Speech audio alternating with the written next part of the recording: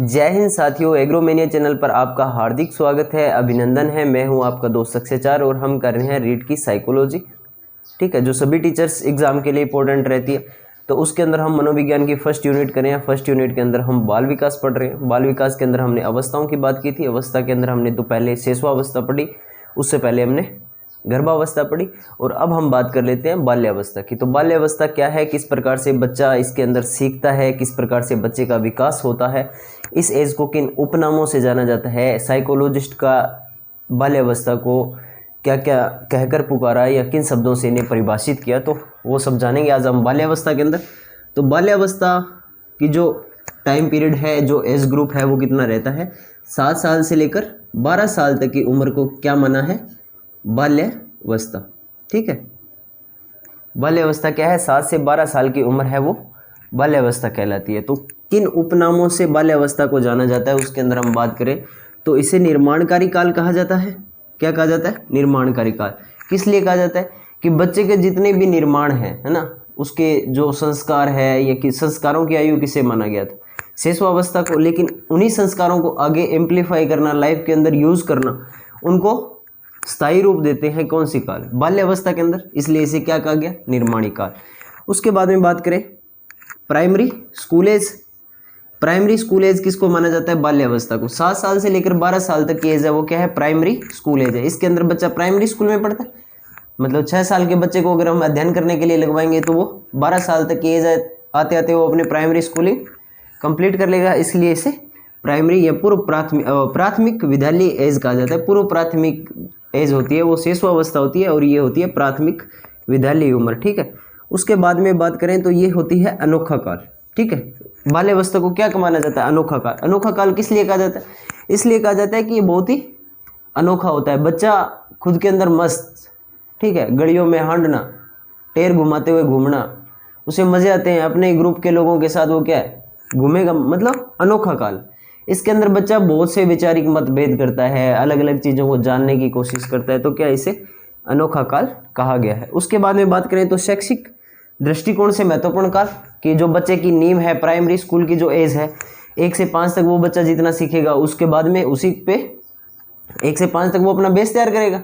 Base तैयार करने के बाद में वो क्या है, मतलब जो अपनी स्कूलिंग है वो कंप्लीट करेगा। तो जो शैक्षिक दृष्टिकोण से ये महत्वपूर्ण काल माना जाता है कि इसी के अंदर बच्चे का जो बेस है वो तैयार हो जाता है। ठीक है, बाल्यावस्था के अंदर 7 से 12 साल की उम्र को माना जाता है बाल्यावस्था। उसके बाद में करें तो वैचारिक क्रियावस्था। बच्चा विचार करेगा अलग अलग चीज़ों पे कि आसमान चलता क्यों है, ठीक है, चीज़ें घूमती किस तरह से है, या मतलब धरती गोल क्यों है, ये ऐसा ही क्यों है। ठीक है, तो इन सब बातों पे क्या है, बच्चा वैचारिक क्रिया करेगा। तो उस अवस्था को हम क्या मानते हैं, बाल्यावस्था। उसके बाद में बात करें तो गैंग एज। ठीक है, बच्चा क्या है, टोली बनाकर अपने ग्रुप के लोगों के साथ समूह बनाकर गलियों के अंदर घूमेगा, इधर से उधर उसे डोलना घूमना फिरना क्या है, अच्छा लगता है। तो इस एज को मानते हैं गैंग एज। क्या मानते हैं, गैंग एज। किसको मानते हैं, बाल्यावस्था। उसके बाद में अगर बात करें तो बाल्यावस्था को मिथ्या या छद्म परिपक्वता का काल कहा जाता है। इसके अंदर बालक को क्या लगता है कि मैं थोड़ा बड़ा हो गया हूँ, मैं युवा हो गया हूँ, मुझे चीज़ों की समझ है। ठीक है, तो उसे लगता है कि एक झूठी मैच्योरिटी का जो एज होती है वो मानी जाती है। किसको, बाल्यावस्था को मिथ्या या छद्म मतलब झूठी या धोखे वाली बातें है ना। मतलब उनको लग रहा है ऐसा कि हम युवा हो गए, अब हमें समाज के हिस्सों के अंदर क्या है, जो मैं तो मिलना चाहिए, इज्जत दो हमें, ठीक है, हमारी बात मानो। तो इस प्रकार की मैच्योरिटी क्या बच्चा फील करने लग जाता है, कौन सी अवस्था के अंदर, बाल्यावस्था के अंदर।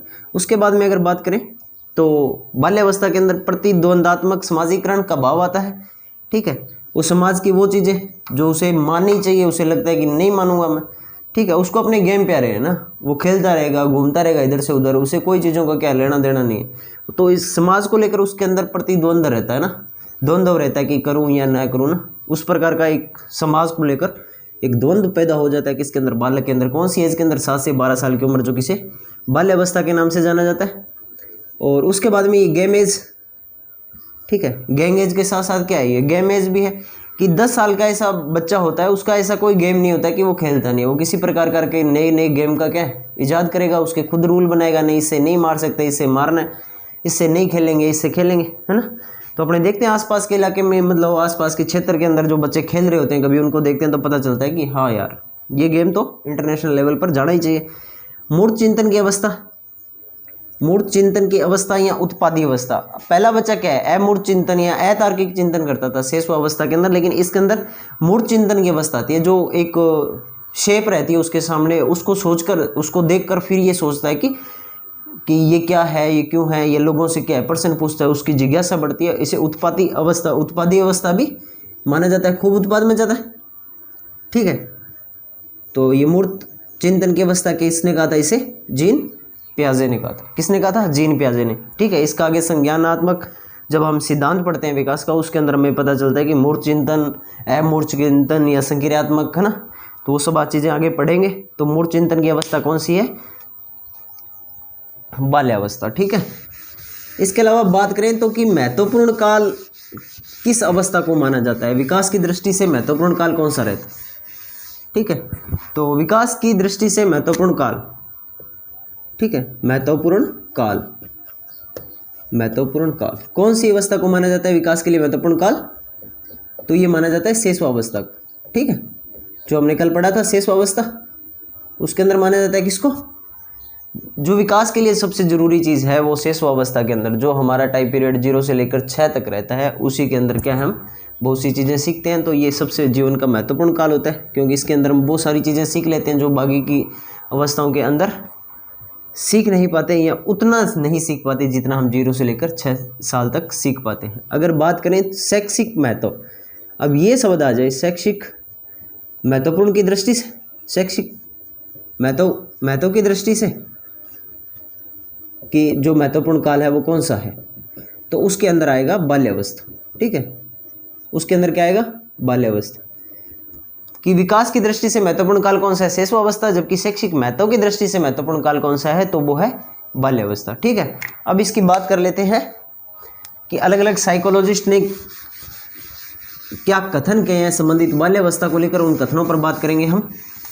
ठीक है, तो अब हम बात कर लेते हैं संबंधित कथनों को लेकर कि बाल्यावस्था को लेकर संबंधित कथन जो साइकोलॉजिस्ट है उनका क्या मानना था, उन्होंने किस नामों से इसे पुकारा था। तो ब्लेयर, जोन्स और सिम्पसन, ब्लेयर, जोन्स और सिम्पसन ने क्या कहा था कि जो बाल्यावस्था है इसके अंदर बच्चा क्या है, अपने जितने भी बुनियादी दृष्टिकोण, मूल्य और आदर्श है ना, उसका जो निर्माण कर लेता है, अधिकांशतः एक बड़ी सीमा तक इसका क्या है, निर्धारण कर लेता है किस अवस्था के अंदर, बाल्यावस्था के अंदर। तो ब्लेयर, जोन्स और सिम्पसन ने क्या किया, बुनियादी दृष्टिकोण, मूल्य, आदर्श निर्माण की जो आयु है वो क्या है, बाल्यावस्था है। कि एक बड़े पैमाने पर क्या है, ये अपने आदर्श का निर्माण कर लेता है, मूल्य, ये बुनियादी दृष्टिकोण है ना, किसको रिस्पेक्ट देनी है, किसको नहीं देनी, या ये मेरे लिए अच्छा है, ये मेरे लिए बुरा है, तो क्या एक जो बड़ा बड़ा है ना, बड़े बड़ा अनुमान लगा लेता है इन चीज़ों को लेकर, किस अवस्था के अंदर, बाल्यावस्था के अंदर। किसने कहा था, ब्लेयर, जोन्स और सिम्पसन सॉरी ब्लेयर, जोन्स और सिम्पसन ने क्या कहा था कि बुनियादी दृष्टिकोण, मूल्य और आदर्श निर्माण की आयु क्या है, बाल्यावस्था। उसके अलावा इन्होंने एक और कथन बोला कि शैक्षिक दृष्टिकोण से महत्वपूर्ण काल कौन सा है, बाल्यावस्था। जो एजुकेशनल पर्पस के हिसाब से देखें तो सबसे जो इम्पोर्टेंट पीरियड रहता है वो क्या है, बाल्यावस्था है। ठीक है, इसके अलावा रोस ने क्या कहा, रोस महोदय, थोड़ा सा रोस में रहते हैं, रोस मतलब गुस्सा, तो रोस महोदय ने कहा कि छद्म परिपक्वता का काल है कौन सा, बाल्यावस्था। थोड़ा क्या है, बच्चा क्या रोस के अंदर रहता है, उसे ऐसा झूठा अनुमान लगा रहता है ना, खाली फील लेता है वो। तो छद्म परिपक्वता या मिथ्या परिपक्वता का काल किसे कहा जाता है, बाल्यावस्था को। उसके बाद में किलपैट्रिक महोदय आए। किलपैट्रिक महोदय ने क्या कहा, प्रतिद्वंदात्मक समाजीकरण। बंग बर्थडे पर मैं कौन जाऊँ नहीं, मतलब इन प्रकार की बातें मैं बच्चों को भी, अब मैं कौन करूँ, या मैं कौन खाऊँ, या मैं कौन पीऊँ, नहीं। तो प्रतिद्वंदात्मक समाजीकरण का एक निर्माण क्या है, बाल्यावस्था के दौरान। किलपैट्रिक प्रतिद्वंदात्मक समाजीकरण। थोड़ा सा नाम को जो डेफिनेशन है उसके इंपॉर्टेंट वर्ड्स को उठाकर साइकोलॉजिस्ट के नाम के साथ थोड़ा कंबाइंड करके देख लिया करो, फिर याद रहने लग जाएगी चीज़ें। ठीक है, कोल और ब्रुश, ठीक है, कोल और ब्रुश, इन्होंने अनोखा काल कहा था, अमेजिंग पीरियड। ठीक है, अनोखा काल किसे कहा, बाल्यावस्था को किसने कहा, कोल और ब्रुश ने क्या कहा, अनोखा काल। ठीक है, अनोखा काल के बच्चा थोड़ा सा अमेजिंग फील लेता है। स्टैंग महोदय, स्टैंग मतलब गेम स्टैंग नहीं है ना, वही गेम स्टैंग, गेम स्टैंग ने इसे क्या कहा, गेम एज। गेम स्टैंग ने इसे गेम एज कहा कि इनका कथन था कि जो बाल्यावस्था के अंदर जो 10 साल की उम्र का जितना जो बच्चा रहता है उसका ऐसा कोई भी गेम नहीं है जो उसका खेला ना हो। उसने हर प्रकार के गेम खेल रखे होते हैं, मतलब जो भी नए गेम का खुद निर्माण कर लेता है। जिन गेम को मतलब हॉकी है तो उसको अपने हिसाब से खेलेगा, क्रिकेट है उसे अपने हिसाब से खेलेगा। तो कोई भी ऐसा गेम नहीं है जिसका जो खेल 10 साल का बच्चा या बाल्यावस्था के अंदर कोई बच्चा न खेले, इस प्रकार का कोई खेल नहीं है। तो ये बात किसने कही थी?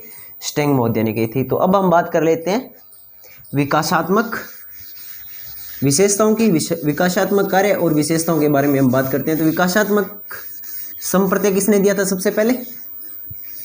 हेविंग हर्स्ट ने। ठीक है, शिकागो यूनिवर्सिटी के प्रोफेसर थे हेविंग हर्स्ट, और इन्होंने विशेषात्मक कार्य बताए।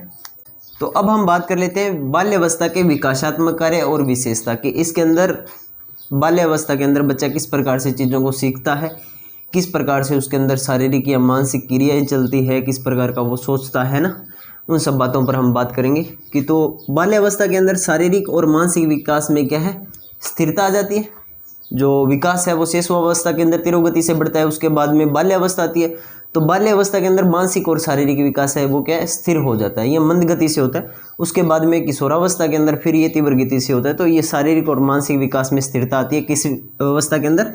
तो बाल्यावस्था के अंदर। जिज्ञासा प्रवृत्ति में प्रबल इच्छा। ठीक है, जिज्ञासा प्रवृत्ति की इसके अंदर क्या है? प्रबल इच्छा रहती है। ठीक है, बहुत सी चीज़ें मतलब इसको लगता है कि हाँ ये मैं जान लूँ, ऐसा क्यों है ना, तो वो चीज़ें पूछेगा, बार बार चीज़ें पूछेगा। तो जिज्ञासा प्रवृत्ति में क्या प्रबलता पाई जाती है बाल्यावस्था के अंदर। यथार्थवादी दृष्टिकोण, बाल्यावस्था के अंदर यथार्थवादी दृष्टिकोण के अंदर जीता है बालक। यथार्थवादी दृष्टिकोण का मतलब होता है कि वास्तविकता के अंदर। ठीक है, तो बच्चा क्या है? वास्तविकता के अंदर जिएगा, आज के अंदर। इसे कल की फिक्र नहीं है। ठीक है, कल जितना धन है इसके पास, इसको टेंशन है परसों को लेकर, है ना। इस प्रकार की कोई टेंशन नहीं रहती बच्चे को।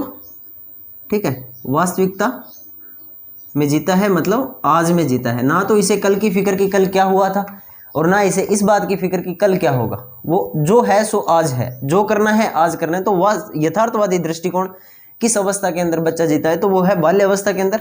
निरुद्देश्य भ्रमण, बिना कोई काम के इधर से उधर, इधर करूँ परले करूँ इधर डबकण को काम है सिर्फ।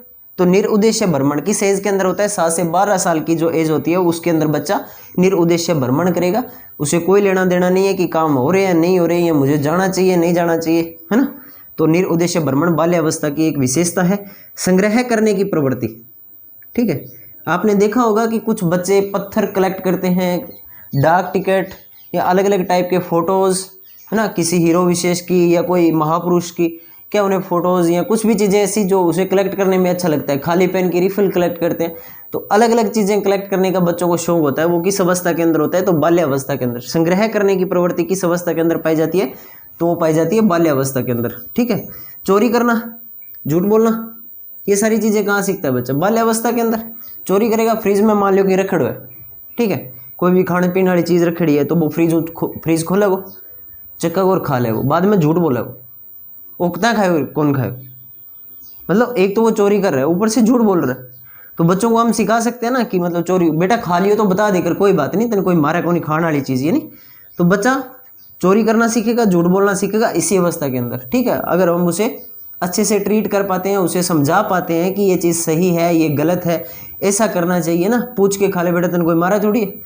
तो ये सारी चीज़ें हम बच्चे को किस अवस्था के अंदर सिखा सकते हैं? बाल्यावस्था के अंदर। भाई बहनों में झगड़ा, ठीक है, बाल पटियो बहन का, ठीक है, भाई बटको बोट गयो, कड़ी की और पंगा ले लिया, बाटो मार दियो, ये सारी अवस्था भाई बहना में झगड़ो है नहीं, फिर मम्मी आगे कुटा पा। तो भाई बहनों में झगड़ा कौन सी अवस्था की विशेषता है? बाल्यावस्था के अंदर। बच्चा इसके अंदर क्या है? थोड़ा जिद्दी टाइप रहता है, आक्रामक रहता है। ठीक है, तो अब बात कर लेते हैं बाल्यावस्था के विकासात्मक कार्यों के अंदर और क्या मेन जो टॉपिक्स जो रह जाती है बातें। ठीक है, प्रतिद्वंदात्मक, इसके अंदर क्या है? कंपटीशन बढ़ जाता है। थे इन्हें ज़्यादा दे दियो, मन कम दियो है, ठीक है, वो तो ये करे, वो जावे तो मैं ही जाशूँ, वो करसी तो मैं ही करशूँ, इन्हें साइकिल आगे दियो तो मैं नहीं लागे दो। ठीक है, तो बच्चे के अंदर क्या है? प्रतिद्वंदात्मक की थोड़ी जो भावना है वो बढ़ जाती है। इसके अलावा बात करें तो प्रशंसा पाने की इच्छा, प्रशंसा पाने की इच्छा, बच्चा ना आपकी बढ़ाई बहुत अच्छी लगे, ठीक है। मारा गोलियों तो यहाँ करा ही को नहीं है, मारा लोग के बड़ो क्षण में।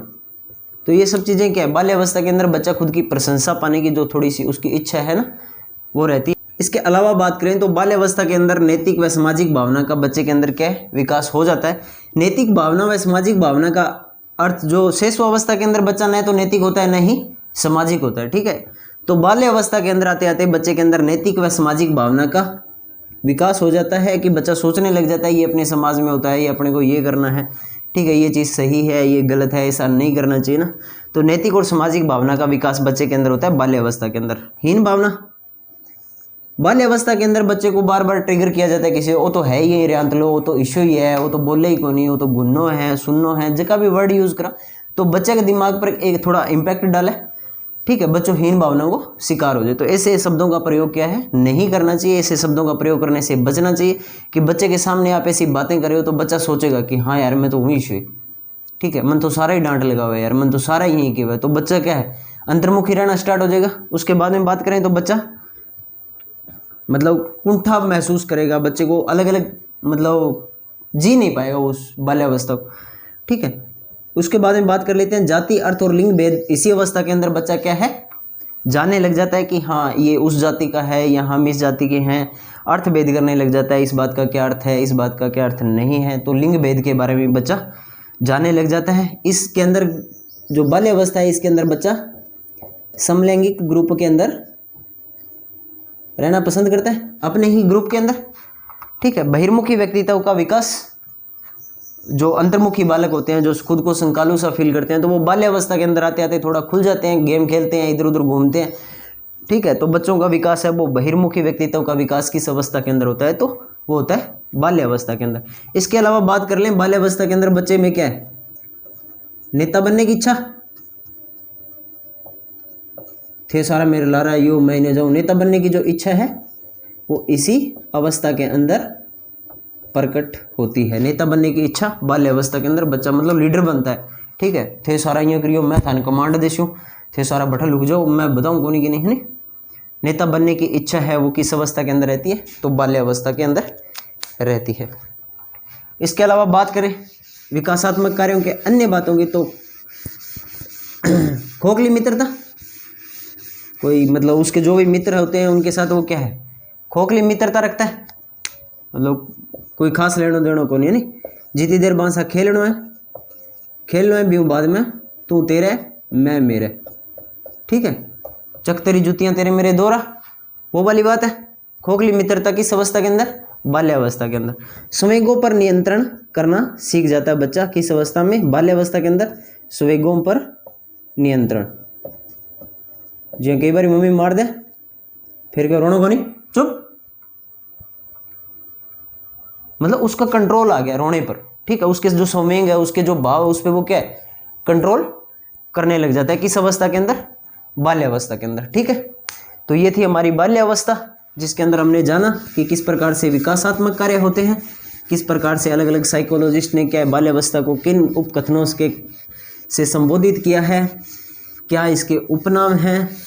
इससे कोई एक दो क्वेश्चन कभी कभार पूछ लिए जाते हैं, कभी कभार पूछने के बाद में जो इजी क्वेश्चन होते हैं, जो टफ क्वेश्चन होते हैं, उसे हम कंपटीशन से कभी भी बाहर नहीं होते। जो इजी क्वेश्चन है उससे हमेशा कंपटीशन से बाहर हो जाते हैं। तो जो इजी चीज़ें हैं उसको भी एक बार थोड़ा रिमाइंड कर लिया करो, चीज़ों को मतलब रिपीट करते रहोगे ना, तो ऊपर लो पूछ लियो और अब की बार तो नीचे लो आए और ये करके नहीं, तो थोड़ा सा इजी प्रश्न पर भी ध्यान दे रखे करो।